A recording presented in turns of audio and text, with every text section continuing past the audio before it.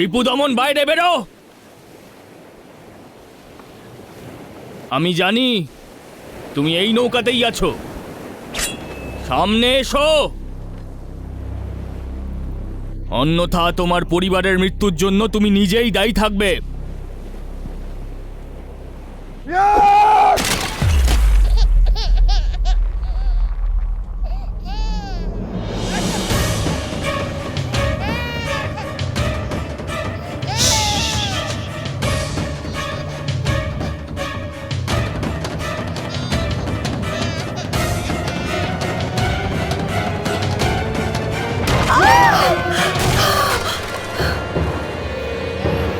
তাহলে আপনি এখানে আছেন বৌদি? আমার ডাক রিপুদমনের কানে তো যাচ্ছে না।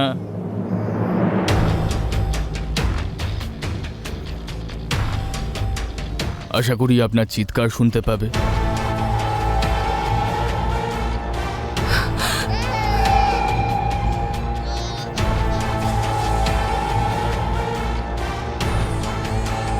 আরে, আপনার তো একটাই পুত্র ছিল, তাহলে এই দ্বিতীয়?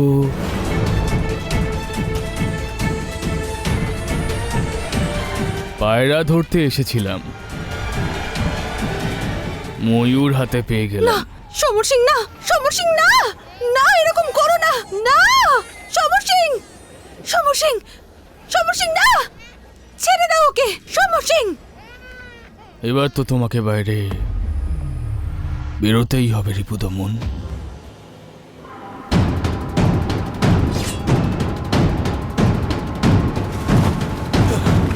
সমর সিং! আর্য, আর্য, আর্য, না না, ছাড়ো ওকে, ছেড়ে দাও।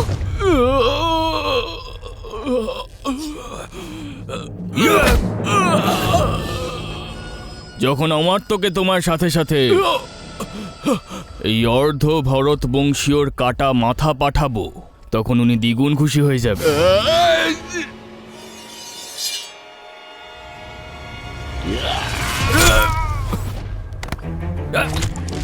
দস্যু এসে গেছে, দস্যু এসে গেছে, পালাও পালাও সবাই, দস্যু এসে গেছে, দস্যু এসে গেছে, পালাও পালাও সবাই, দস্যু এসে গেছে, দস্যু এসে গেছে, দস্যু এসে গেছে, পালাও পালাও সবাই, পালাও নিজেদেরকে, দস্যু এসে গেছে, দস্যু এসে গেছে, পালাও পালাও সবাই, পালাও, পালিয়ে যাও এখান থেকে।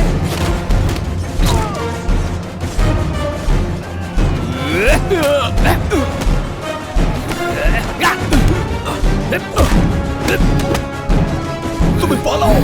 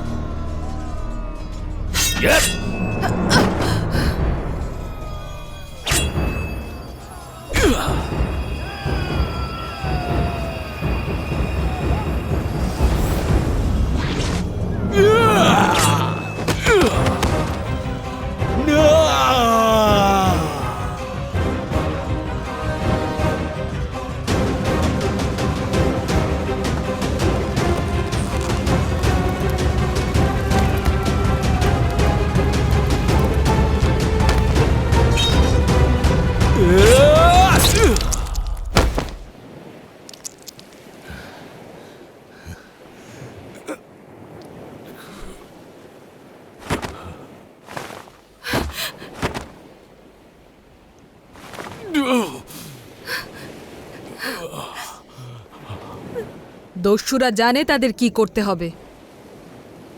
আর বাকিরা এই মুহূর্তে নৌকা ছেড়ে চলে যাও।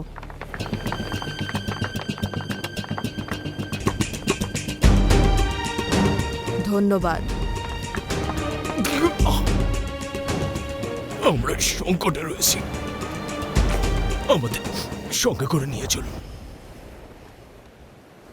এইভাবে প্রাণ হাতে নিয়ে একজন সৈনিকই লড়তে পারে।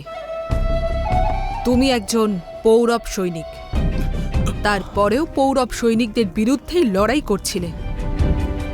আর কেনই বা ওরা তোমার পরিবারকে শেষ করে দিতে চাইছিল? তাহলে নিশ্চয়ই তুমি কোনো দেশদ্রোহিতা করেছ। তাহলে পরিণাম ভোগ করো। দেশদ্রোহিতা আর বিদ্রোহের মধ্যে পার্থক্য আছে। আমার তো শিবদত্ত মহারানী অনুসুয়াকে হত্যা করেছে, আর আমি বিদ্রোহ করেছি।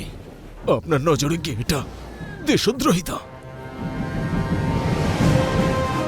আমাদের সঙ্গে করে নিয়ে চলুন, না হলে আমার এই বালক শিবদত্ত ওকে শেষ করে দেবে।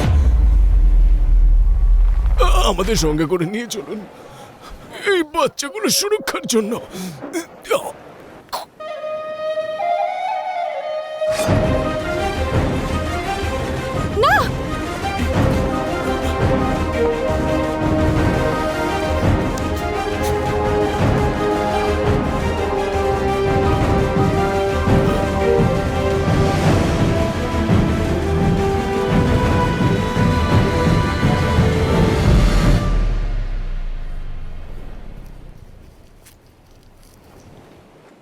নাম কি তোমার?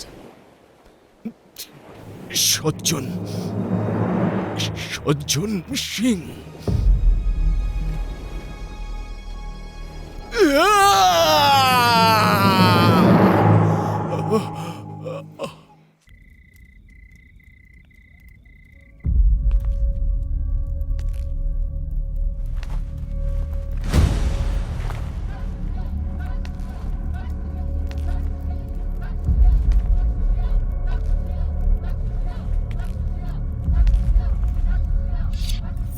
দেখো তক্ষশিলাবাসীগণ, তক্ষশিলার কন্যা আমাদের মাতৃভূমির অপমানের প্রতিশোধ নিল।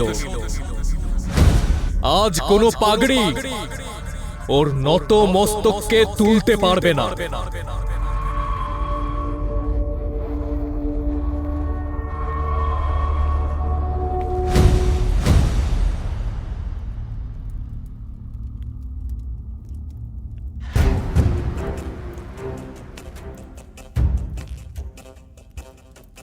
আমার চোখে চোখ রেখে দেখো।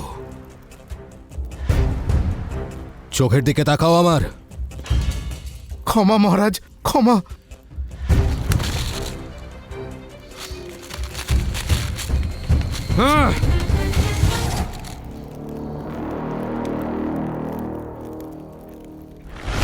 বললাম না,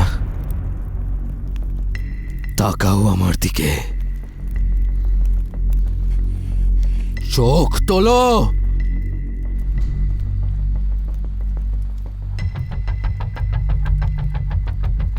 অপমান থেকে দৃষ্টি সরিয়ে নিলে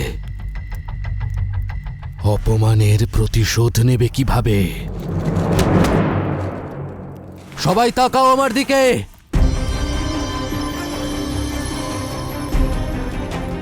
এই অপমান শুধু রাজা বামনির নয়,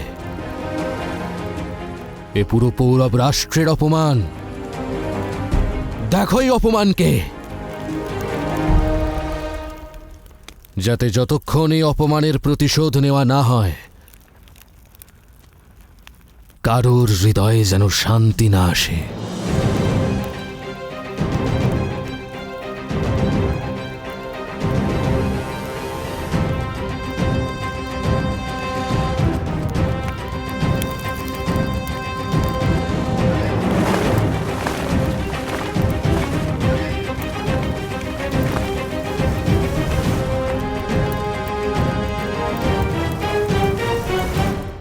অনসূয়া একটা কথা বলেছিল, মূর্খ আর ধূর্ত দুজনেরই সঙ্গ হানিকারক। আমার মতানুযায়ী মূর্খের সঙ্গ হানিকারক হয়, আর ব্যবসায়ে ধূর্তের সঙ্গ প্রগতি। তুমি শিবদত্ত শ্রীকে একটা প্রস্তাব দিয়েছিলে,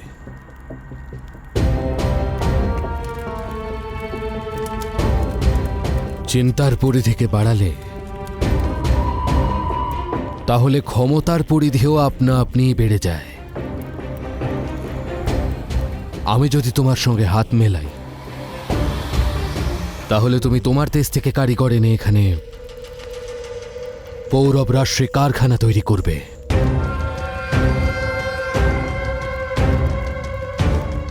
পৌরব রাষ্ট্রকে এত বড় করবে যাতে তক্ষশিলার অস্তিত্বই সমাপ্ত হয়ে যায়।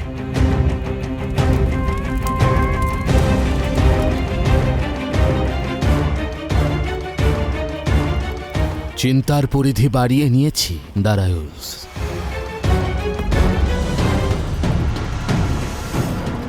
আমরা তোমার ওই প্রস্তাব স্বীকার করছি। বলো বিনিময় তুমি কি চাও?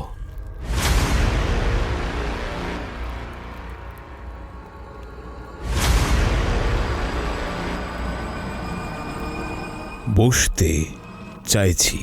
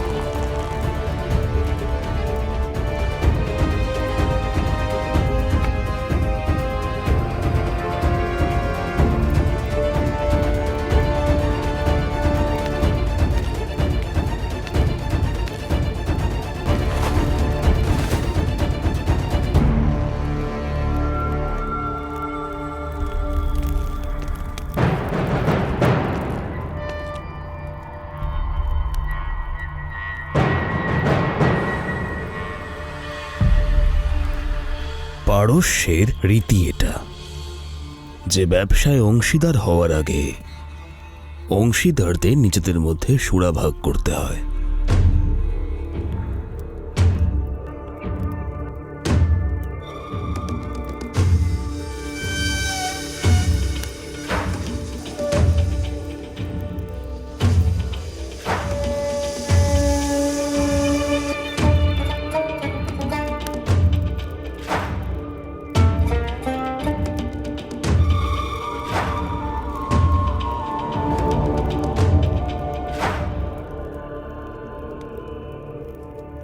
আজ থেকে আমরা সমান অংশীদার হলাম হুজুর।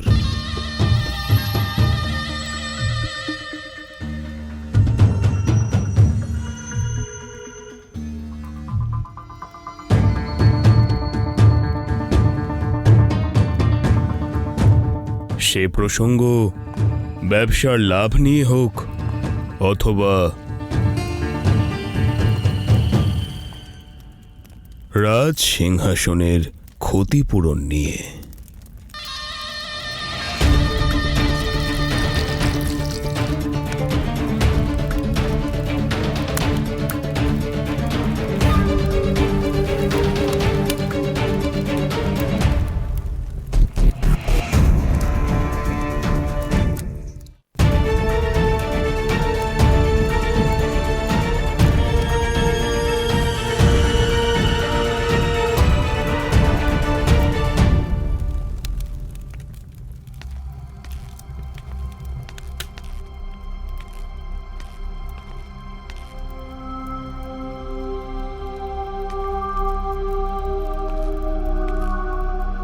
কে?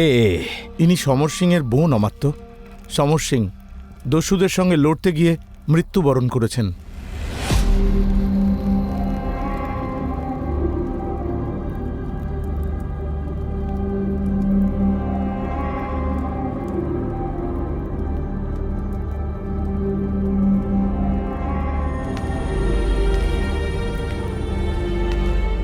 কি নাম তোমার? কদিকা।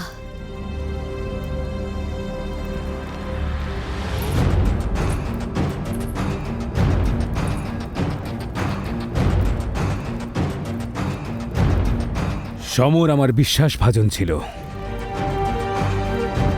প্রাণ দিয়েছে ও আমার জন্য। আর আমি কথা দিচ্ছি যে ওর পরিবারের কোনোদিন কোনো কষ্ট হতে দেব না। আর আজকের পরে তুমি হলে পৌরব রাজ পরিবারের উত্তরদায়িত্ব। আর তোমার পরিবারকে কোনোদিন ধনরত্ন এবং অন্যের অভাব অনুভব হতে দেব না।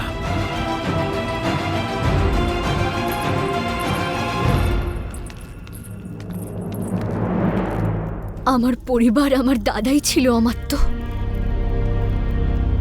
সবকিছু ছিল আমার জন্য। যার সবকিছু হারিয়ে গেছে সে ধনসম্পত্তি নিয়ে কি করবে? আমার দাদা দস্যুদের সঙ্গে লড়াইয়ে মারা গেছে। আমার শুধু ন্যায় চাই অমাত্য। যে দস্যুরা আপনার বিশ্বাসপাত্রকে হত্যা করেছে, আপনি কি তাদের শাস্তি দেবেন না? আপনি আপনি যা বলবেন আমি তাই করব। কিন্তু আপনাকে আমার দাদার হত্যার প্রতিশোধ দস্যুদের থেকে নিতেই হবে। দস্যুরা সমর সিংকে হত্যা করেছে, আর সমর সিং রিপু দমনের পিছু ধাওয়া করছিল। তাহলে রিপু দমন কোথায় এই মুহূর্তে?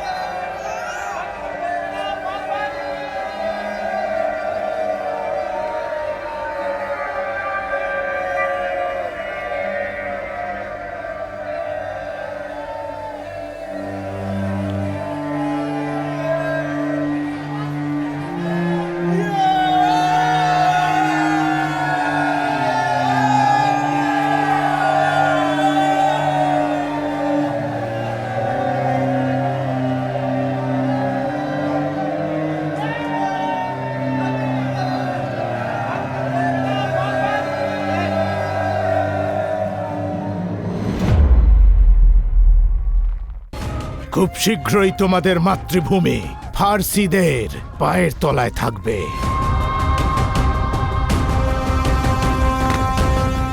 দুটি বিষয়ে আমি অত্যন্ত ক্রোধিত হই: ফেলে দেওয়া অন্ন এবং মাকে গালি।